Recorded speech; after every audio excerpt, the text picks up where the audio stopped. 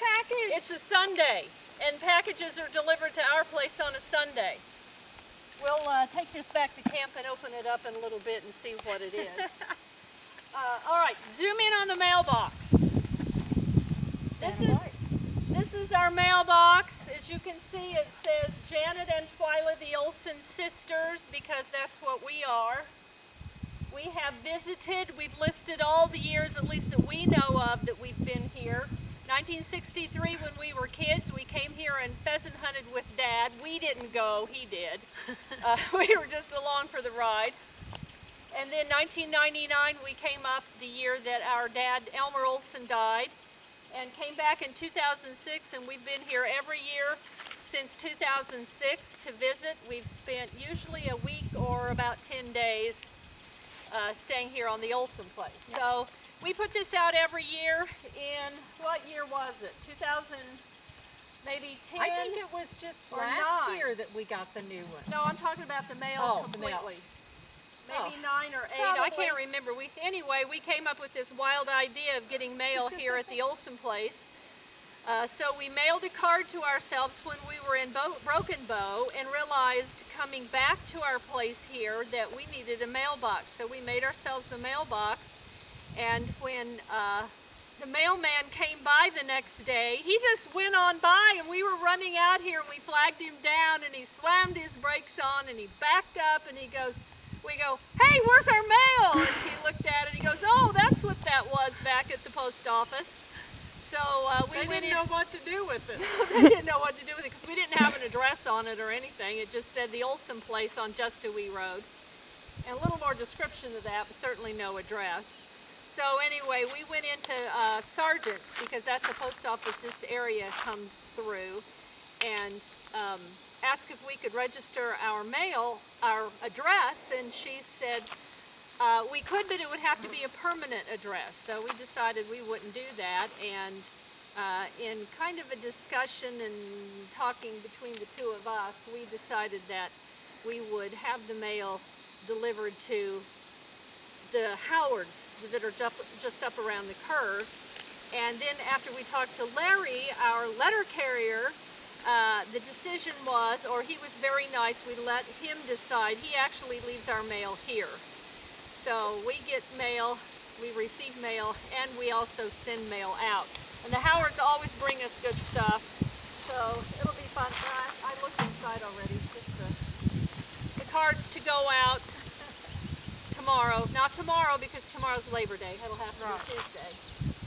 So that'll be fun. They always like that. Okay, put them away before they blow away. And we had to weight it down. Janet made this. She got the idea from mailbox at an RV park. RV park where Sarah lived last year. So this was a last year thing. So okay. Oh, the original one was a pop can box with blue duct tape around it, and that's why this is pink. Pink duct tape. Pink duct tape around it, and that's why this one's pink. We had to keep the pink theme going with the mailbox. Okay, close it up so we can go. Okay. Here you go. Okay. Oh, she's gonna check it out. All right. Okay, come on. Well, here, you can carry this. Okay, just set it down. We're doing a tour of the campsite. Everybody wants to know what it's like, so I'm going to take you through a campsite, tell you all about it. Can you get the house in the background? Are you getting the house? Okay, that's the house that Ole and Mamie Olson built around 1926. And from what we figured out over the years, it was built from a kit. Sears and Roebuck, Montgomery Ward, someplace like that, brought in on the train to Grand Island, loaded on a wagon at Grand Island, brought into Broken Bow, and then built here on this spot. So pan around so you can get the view of our campsite and get the reference to where it is to the house. Well, let's go over here.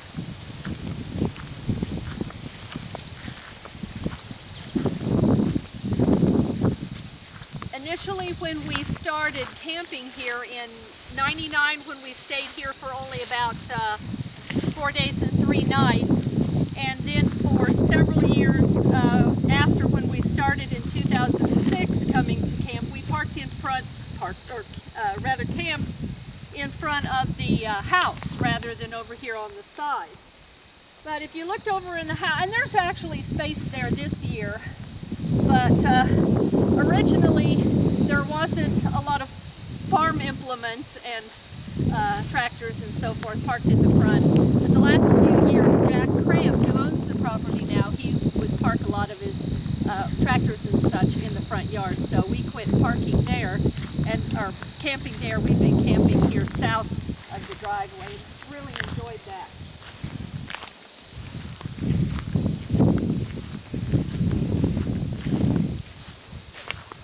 All right, we're coming up to the back of the campsite, and Rachel is running the camera. She's going to go around the edge and get a view from the other side, but you can see it's pretty well equipped, and I'll share a little bit about it. Initially, we were pretty rough on our camping, but as the years have gone by, we keep adding to it.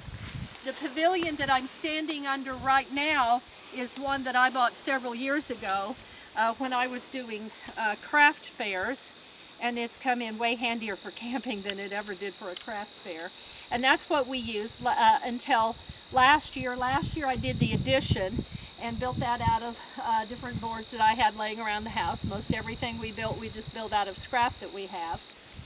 But come on in so we can see, get a little more detail in here. Initially we were cooking over a fire and kind of working off the ground, which wasn't very good, and then at one point we decided we ought to make something that gives us a little counter space. So in the Olson house, which we're going to go look in a little bit, were bee boxes. Fred Cram, who owned the father of Jack, who owned the property before Jack did, he had bees on the property, and he stored a lot of the bee boxes and other things in the house, and so they hadn't been used in years, and they're not going to use them. So we'd take those and use those for all different kinds of things. So we made ourselves a little counter with bee boxes and then some 2 scrap boards that we wrapped with vinyl tablecloth, and we did that for maybe 2 years, maybe 3, I don't know. And then a couple of years ago, in the house was a what's this called? Cast iron sink. I think it's punched. A metal sink. It's a metal sink. Enamel sink. And so it was laying in the house. Someone had thrown it into the house to just, get rid of it because it was junk. And we talked to Fred about it. He said it probably would have been, or talked to Jack about it, and he said it was probably Fred, his dad, that put it in there. It was not the sink that was original to the house. It was junk thrown in. And we thought, hey, let's do something with that. So we put together, the next year I took measurements of the sink. I went home and I put together this really incredibly wonderful countertop that we think makes life immensely better. And we got the idea of buying things or just taking from our kitchen things that we didn't need. And leaving them up here because, we all have pots and pans and silverware and stuff like that we don't need. We'd be donating it to the thrift store. So we did that. We also bought things at thrift stores, got things at garage sales and so forth and so on. So we are very well equipped. We have our trays with all our different, 20-second rule. All our different stuff in here. You can see we have plates down here. We bought Corelle because we like eating off of the regular stuff. It doesn't blow away. It stacks nicely and it's not very breakable, and it goes into a microwave.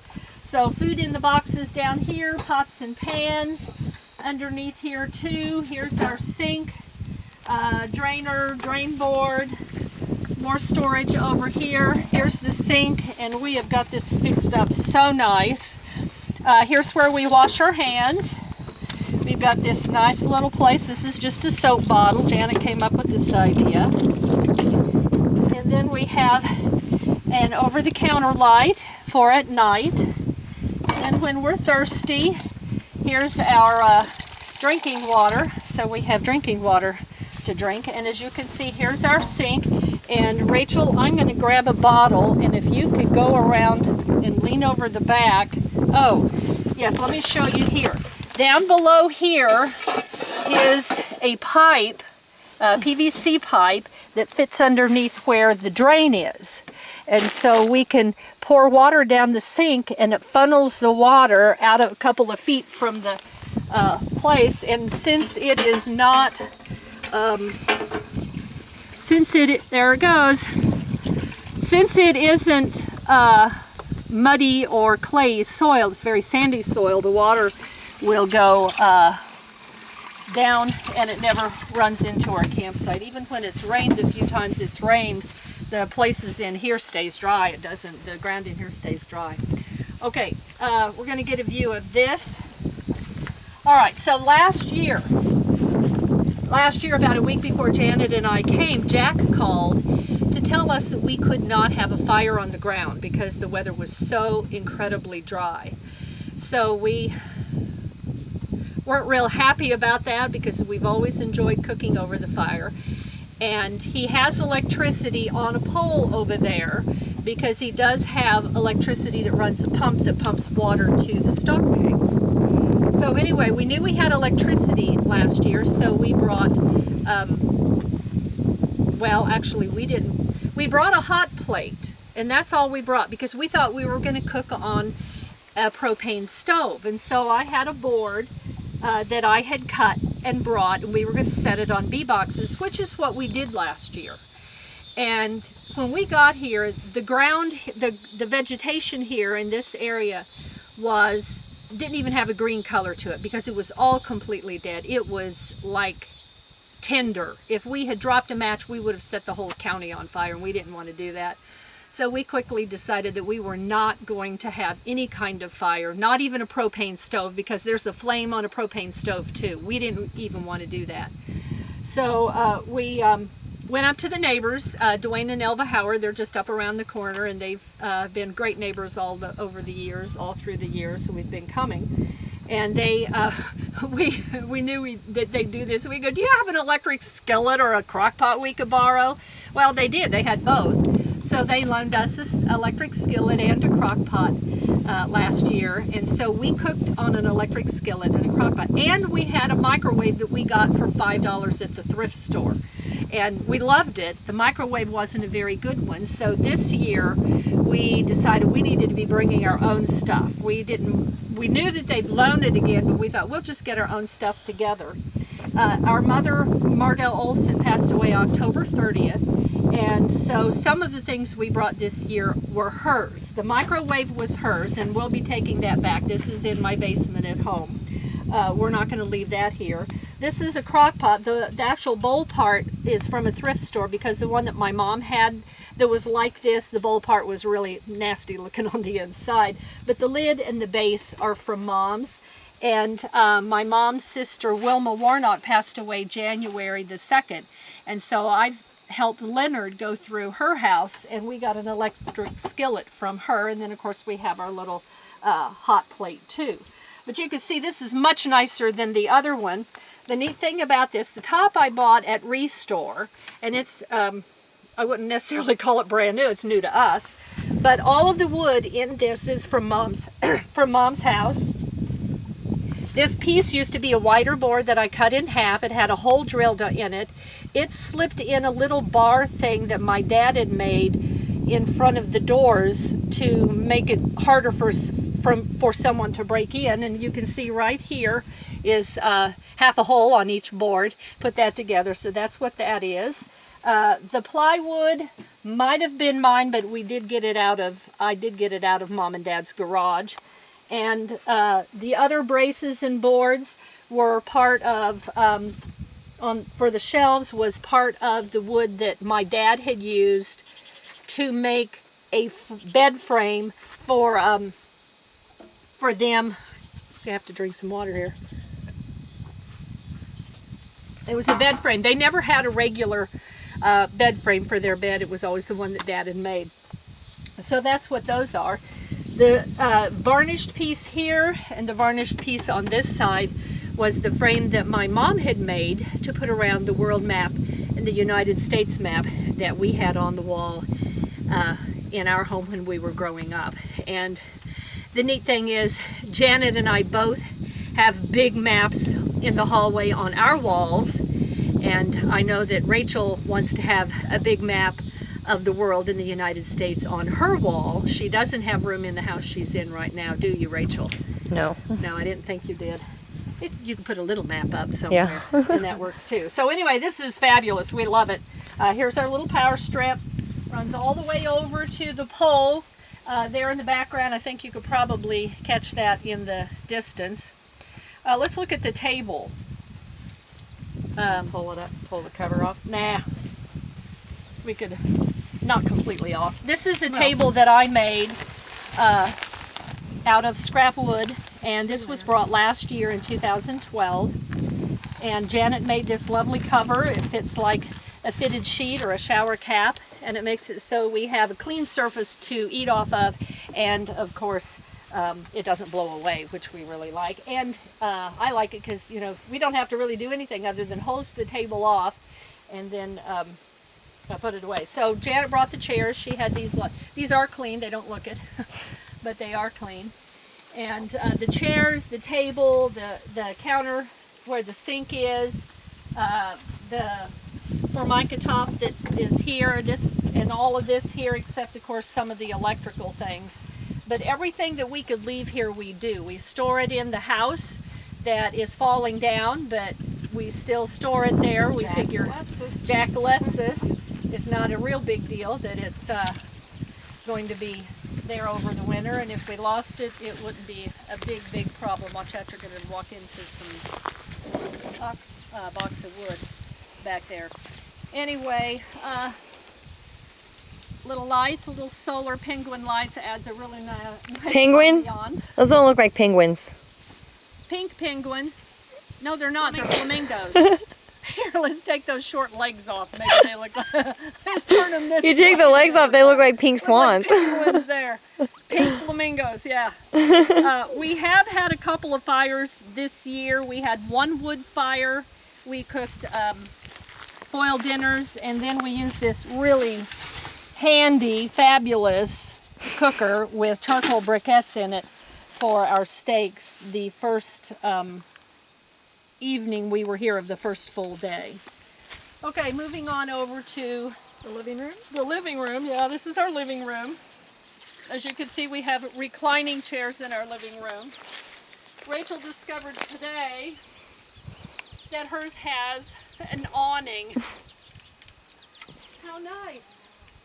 And behind these you'll see that there's another table, because when I made the round table I thought, oh, I should have made a rectangular table too. So I did. You know, why not? And come in here, I want you to get a view of the pictures up here.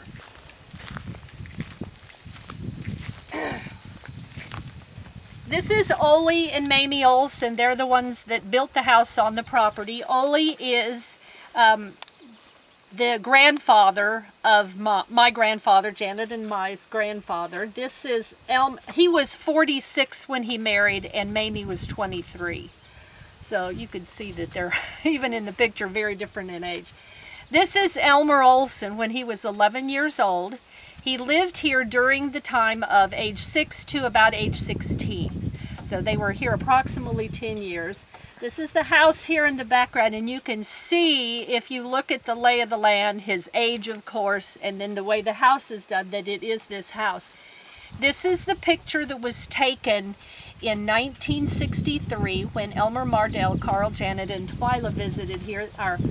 This is Carl, and then Elmer and Mardell, Janet, and Twyla. There's our Volkswagen bus.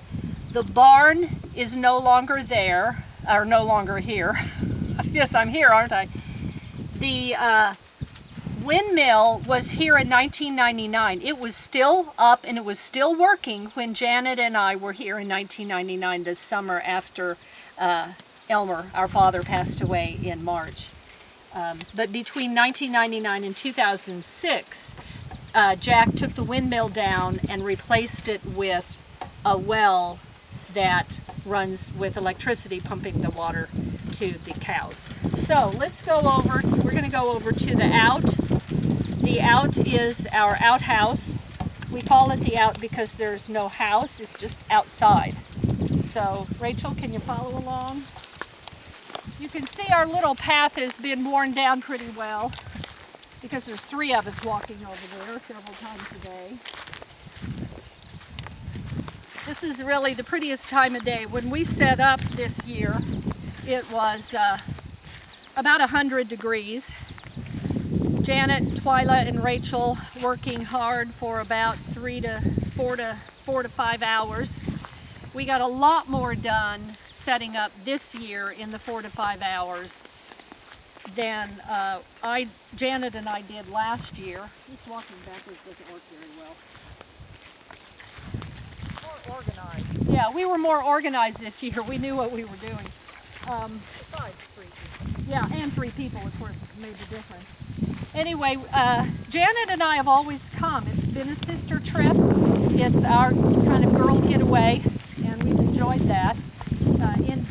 In July, the end of July, Rachel was laid off of her work the day after her birthday, and she therefore didn't have a job. You know, if you have a job, you don't want to take your time off, your precious 2 weeks a year, to go camping with your mom and your aunt.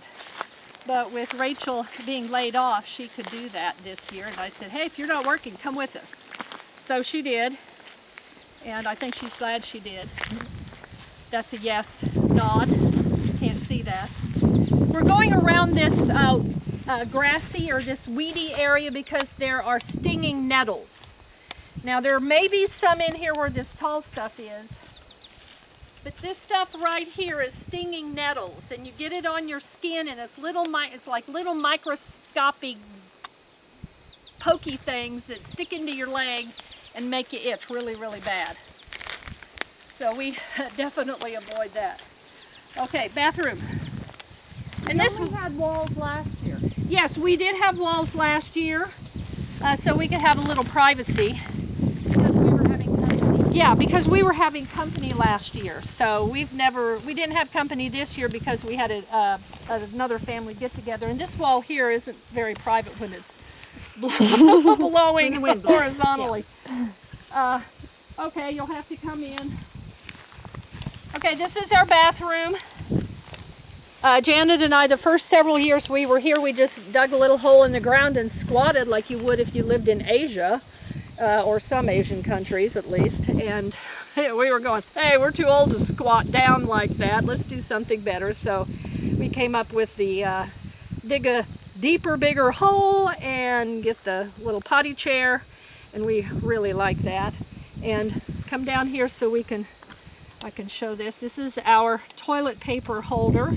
Janet made this so that it will keep it dry and keep it from unwinding, because sometimes it's really windy here and the toilet paper would be draped all over the tree there. And then a box that's somewhat waterproof for more toilet paper. So we're pretty set up. I can tell you this, when you are working around and it's 100 degrees and you come in here to go to the bathroom, it is a very refreshing experience because the wind just blows right on through and it's really nice. So let's go see the, oh, you're taking a picture of the lights. Mm-hmm. Not my feet, right? I don't know if I got your feet or not. Oh, I don't care if you got my feet or not. Okay, and we have solar lights everywhere to help guide us at night so we can see where we're going. This year we don't have much of a moon. In fact, Wednesday of this week, today is Sunday, Wednesday is supposed to be no moon. Oh. Sometimes we've been here and we've had a full moon, and you could walk around anywhere at night and see just fine because your eyes adjust. In fact, we were trying to look at stars, I think it was last year, and we had a full moon. We had to go sit in the shade of the moon shade of the tree, so we felt like our eyes would adjust and we could see the stars. So it's pretty bright when you really adjust to the moonlight and want to watch the stars. Okay, come around this way. We'll go see the wash station and then the shower.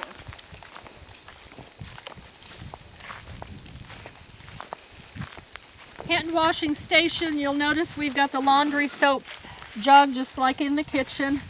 Works really good, especially if you have enough water in it. It's a little light on water, so that's our hand washing station for the out.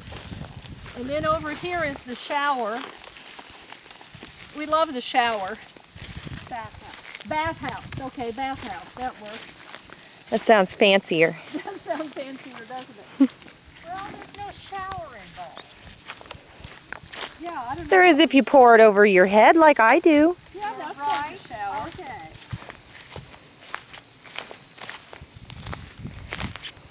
Privacy on 3 sides. Is that sun a problem at all?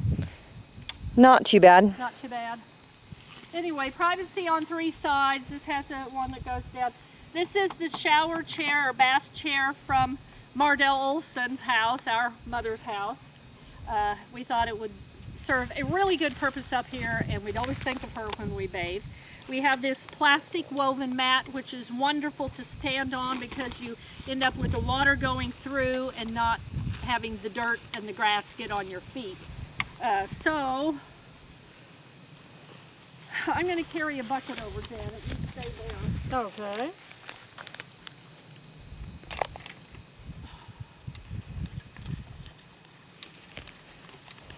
We've changed the bathhouse just about every year.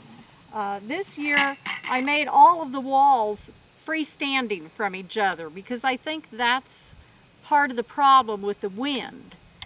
That the wind would blow one part and it would tear it apart from the other wall. So this year every wall is freestanding. It should be okay. Oh, that's nice.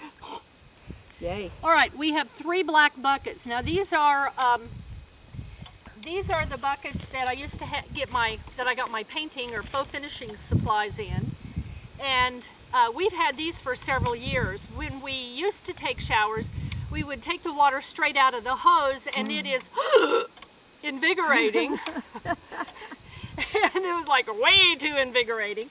So we tried another thing first, putting the water in a little baby swimming pool and putting black plastic over it, but the problem with that, we got bugs in it, and that wasn't very good, so we tried that one year, and then we came up with this idea, and it's been perfect. The water is warmer than lukewarm. It's very nice, and we have 3 buckets for each one of us. We use these buckets to store our dishes, our cooking implements, all the different things that we store over the winter time. If they can be stored in a bucket, they go in a bucket. So when we're done using these, I have 6, 7, I think I have 6 I know from the past. And you brought I brought an another extra one today, or this year, so we've got 7.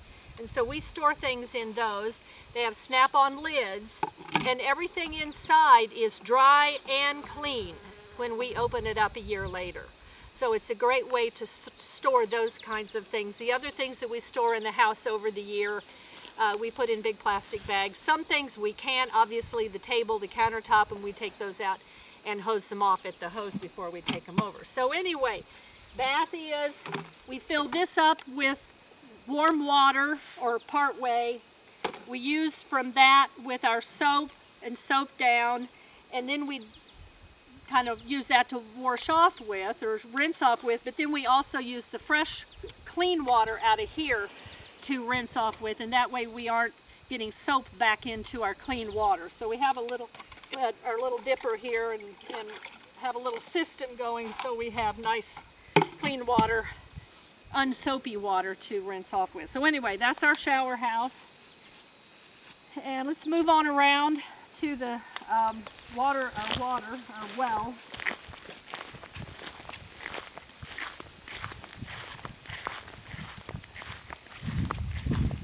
If you want to swing all the way out so you're not taking against the sun, that might work.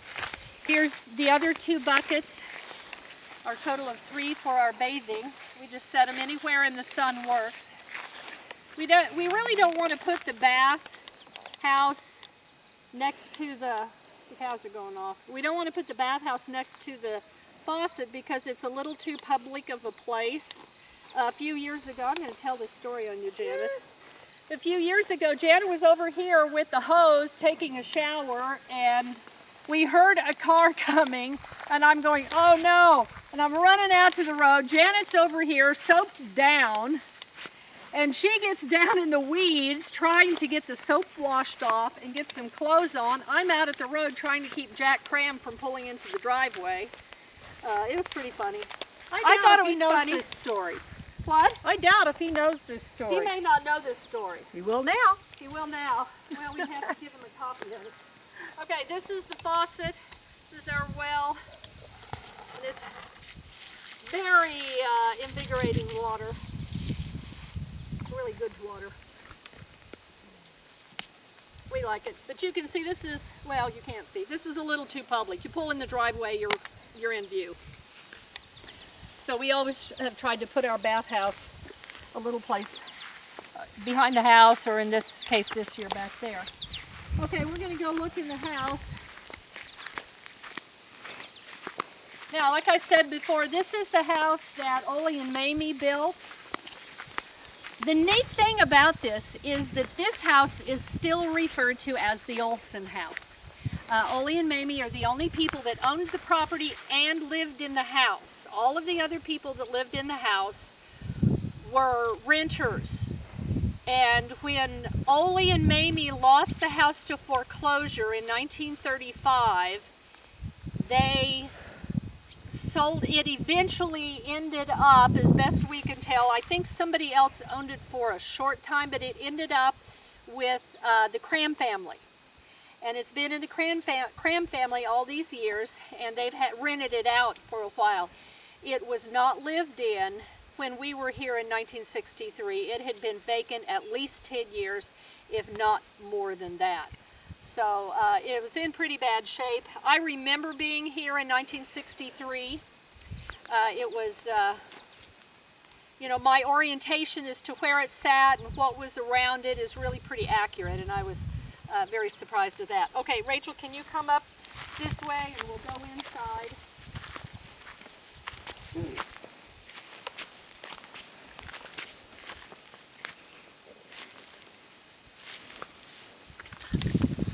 These are the bee boxes that we used last year for our kitchen counter, where we put our crock pot and skillet that we borrowed from the Howards. We got it this far out because I removed the top. We thought we were going to use it for something else, but you know how it is. We keep coming up with new ideas. All right, come on in. Watch the hole. Don't ask me why we've never covered that hole up. We never have. And we've never stepped in it either. This is the kitchen. This is basically a 4-room house. This is the kitchen. Last year, Janet and I decided that we were going to take some of the wood home with us, which actually we've done more than just last year. There used to be a kitchen counter with a sink right here, and then a cupboard above. You can see this was the back part underneath the cupboard, and then a counter here below with some fold-out type bins, like for flower bins. We took that all down last year and took the wood home, and there's another area that has a cupboard in it. We'll look at that in a few minutes. We took that home too last year. We're going to have something made out of that. We really intended to do that over the last year, but we didn't. There was just too much going on in our life with Mom's health, and then with her Mom's house and her estate and all of that kind of stuff. We just didn't get to it. So, Rachel, come on in here if you can. This is one of the door open. Yeah, this is one of the north rooms. This one and the other north room is in the worst shape, and I think it's because there's no cellar under it, so there was no airflow underneath, and the boards have all just rotted and gotten really, really bad. The 2 windows on the north side in 2000. I don't know, it's 6 or 7, and I should know that. I got it in the picture. But we... This room is very disorienting yeah, on it the is. camera. Yeah, because those are not straight. I know. It's like some carnival thing, isn't it? Anyway, this window here is on the north side of the house. There's another window in another room on the north side of the house. And Janet and I decided that we were going to take home some of the wood from it. And Jack said we could have anything we want to in the house. So we took some boards off of the inside, the frame on the inside and the frame on the outside, laid them down in the grass, and to pull the nails out of them. And on the back of the board was stenciled Olson, and then written in pencil, Broken Bow, Nebraska. And we sat and cried. it was real verification that it was our family's home. And so then we started questioning, why would Olson be stenciled on the board? And why would it say what it did, Broken Bow, Nebraska? So we went into town and talked to the lady at the Custer County Historical Society. And she said it was probably a kid home, which we'd kind of thought maybe it was, given what we knew about things. And she said that a lot of the buildings in this area were kid homes. There's trees now, but there were not in the 1920s. There were not a lot of trees around here, so they didn't have wood that they could go and cut down and make into boards and have a lumber yard and so forth and so on. So they would order them from these big companies. And so this house was bought as a kid home. And we think that is so special. And I had insisted, maybe that's not the word, encouraged Janet and me to come up here and camp. And she told me that I should keep that board. And so a day or two later, we decided we'd take the boards off the other window. And we laid them down, and one of them said the very same thing. So we each have a board that has our family name on it and written Broken Bow, Nebraska. It means a lot to us. You know, because this is our family's home. It's not much. It means a lot to us. It's part of the draw of being up here. We initially came because of the property. The Crams owned it. We're related to the Crams through Elmer's sister, who married a Cram and lived in Idaho.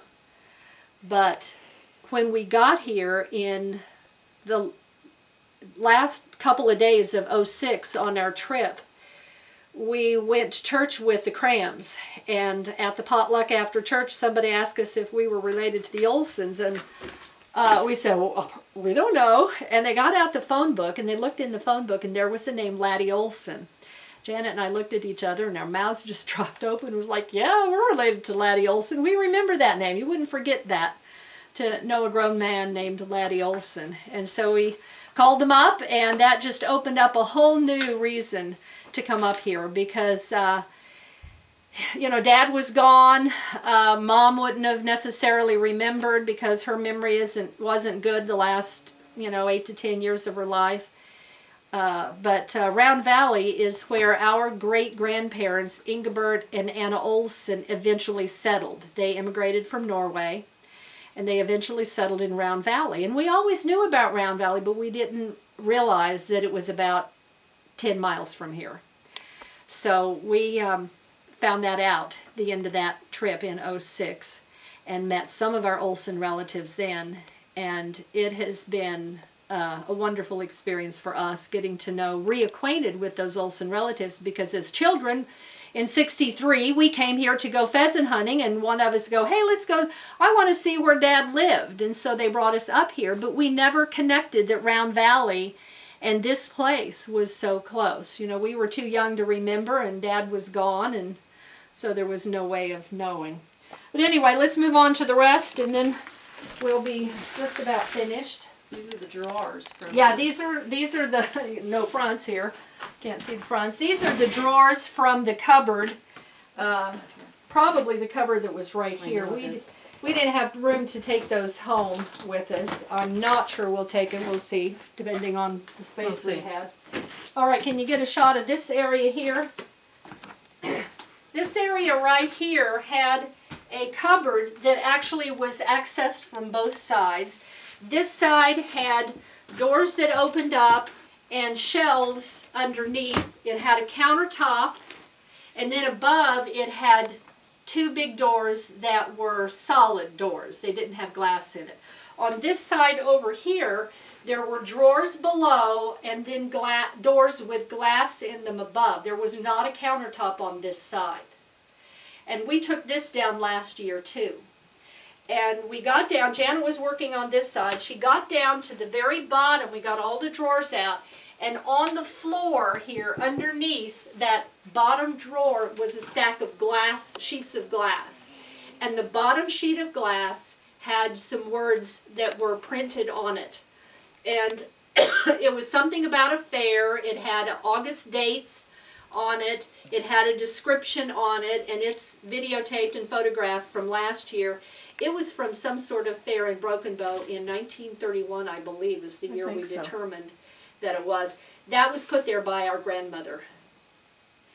And it makes me wonder if glass was really important to them, because there was glass here and then there was glass in there. You think about it. That was glass was expensive. Glass was expensive, so that was kind of odd. So come in here. This is the living room, and then there was another room. Now they had Ollie and Mamie and Mary, Bob, Leola, Elmer, 5 kids. So they had 8 people living in this house when they lived here. I can't imagine how they managed it. So come on over here. We're spoiled now. Yeah, we're very spoiled now. All right, this is, I've got sun in my eyes. Maybe I can get over here. Okay, this is the front room of, we think it might have been used as a bedroom. We don't really know. But this is where all the trash was thrown in. And over here by this window, this is one of the windows we took the boards off of the inside and outside and found the words Olson labeled on it, or stenciled on it. But over there below the window is where we found that sink that we have in our countertop that we use and are so proud of. But one of the years, and I don't remember which, we were in here and we were looking up at the, I'm going to step back in the shade. We were looking up at the top over here, if you can get a shot of that. That's up in the attic, and it's not an attic you can get up into. There is no access to that attic, like any kind of stairway or anything like that. The attic is not, does not have any kind of floor put in it, so it was not used as sleeping area. I doubt if it was used really as a serious storage area, except that we looked up there and there was something odd up there. It was a car window. And it had the iron frame that came down each side, and then the bottom part was curved like that. And there was a large chunk of that glass, and this is thick glass. There was a large chunk of that glass that had cracked and had been taken out and laid in a separate place. So both of those pieces were laying up in that attic across those beams. And I climbed up and got it down, and it was so neat. We really think that it was also probably from the Olsons, because I don't think anybody renting this place would have put it up there. Plus, it was old enough that it would have been from a very, very early car. I'd love to do some research and figure out what kind of car it was from. But anyway, that is at home on my fireplace. I was so excited. I brought it home. I cleaned it up. I set it up on the mantle over our fireplace in the living room, and it hasn't been moved since. And I really love it there. I think it's adds a really neat, unique kind of thing to our room. So anyway, let's go back outside, and we walk through here, and half the time we think we're going to fall through. The 2 rooms, that's the one closet in the whole room, and it has a door from this front bedroom where Rachel's filming, and then that door that you can see on the other side is the door that you saw in the back bedroom that we were in a little bit ago. But these 2 rooms are the ones that have the worst damage. They're the ones that are just slightly above the ground. These 2 rooms have a cellar under it. We've braved it and went down in the cellar 2 years ago. I'm okay with not going down there this year. I didn't want to go down. You were brave, and I wasn't going to let you be brave and me not be brave. It wasn't I too figured bad. there were snakes down there or something. Well, Janet heard something running around in the house a couple of nights ago when she was up in the middle of the night, probably a raccoon or a porcupine. We saw a porcupine in here one time, hiding in the junk in that front bedroom. That was pretty exciting. It doesn't take much it doesn't take much for us, does it? So let's see. You know, let's go. This is the view. We stand here and we look out at the prairie. That's a prairie behind the house, and it is beautiful. It has never been plowed. They've run cattle on it, and they haven't really overgrazed it, so I don't think it would have been changed a whole lot from the way it was when Ole and Mamie, and our dad lived here. But it's kind of rolling hill, kind of on the edge of the sand hills in Nebraska. We're at the southern end of the southern border of the sand hills. Really pretty. We go up there, watch the sunset, and watch the stars come out. Okay, we're going to go around and get a picture of the house from the front, and then that'll be the end of it. There's the hole. That would be treacherous if somebody stepped on that and through that. Oh, yeah. You know, maybe we ought to cover it up this year. Well, we got boards. Yeah, we got enough boards.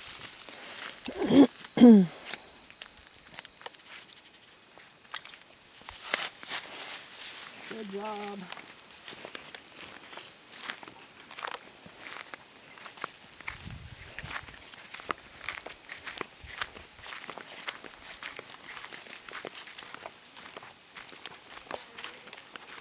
As you can tell, the house is really not that far from the road. The road is called Just a Wee Road.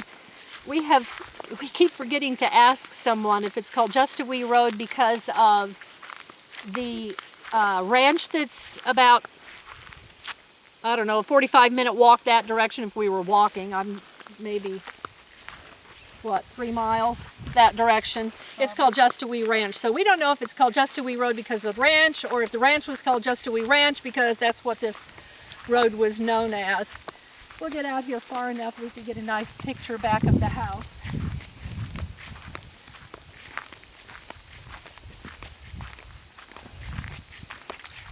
I don't know if that picks up on how peaceful it is here or not, but it is very peaceful. Okay, swing around. Get a picture of the house.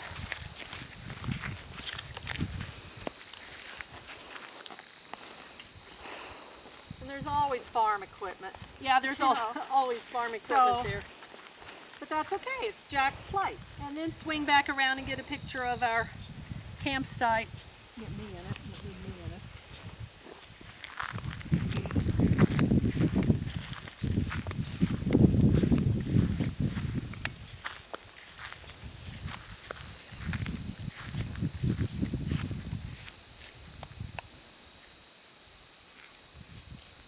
Okay, back to the house, and then you can shut it down.